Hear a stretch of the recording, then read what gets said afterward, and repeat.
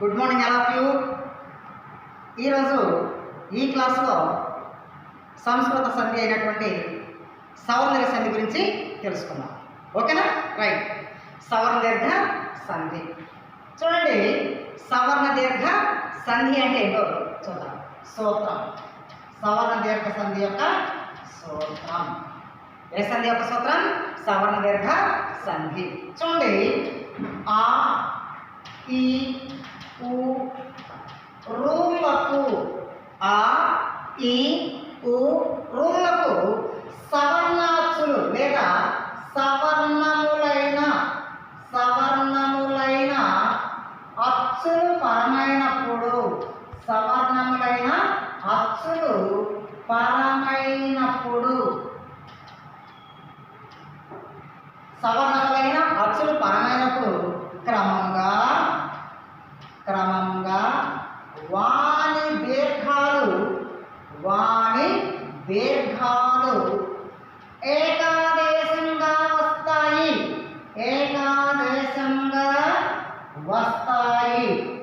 ఓకేనా? Right.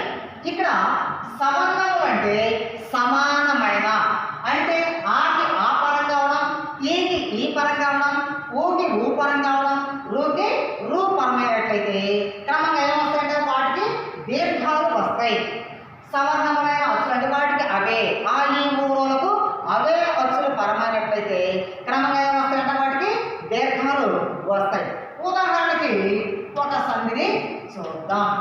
For example, విద్యాలయం, దేవాలయం లేకపోతే దేవ ప్లస్ ఆలయం, దేవ ప్లస్ ఆలయం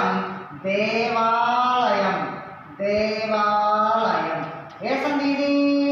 సవర్ణ దీర్ఘ సంధి. సవర్ణ దీర్ఘ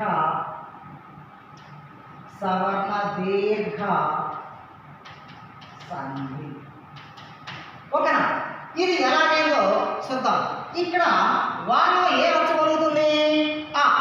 ఏ అచ్చు పలుకుతుంది? ఆ. ఆకి ఏ అచ్చు పరమైంది? ఆ పరమైంది. ఆకి ఆ పరమైంది. కలిపి రాసినప్పుడు వాలో ఏ అచ్చు వచ్చింది? ఆనే వచ్చింది కదా. అంటే సవర్ణానికి సవర్ణం పరమైంది కాబట్టి దీర్ఘము ఆదేశంగా ఏకాదేశంగా వచ్చింది. కాబట్టి ఇది ఏ సంధి అవుతుంది? సవర్ణ దీర్ఘ సంధి.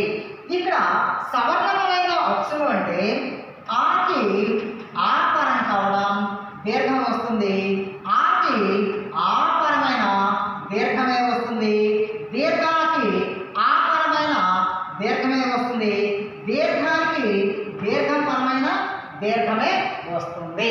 కాబట్టి ఇలానే ఈ రూలు కూడా ఇలానే వస్తాయి. కాబట్టి ఇది సవర్ణ దీర్ఘ సంధి.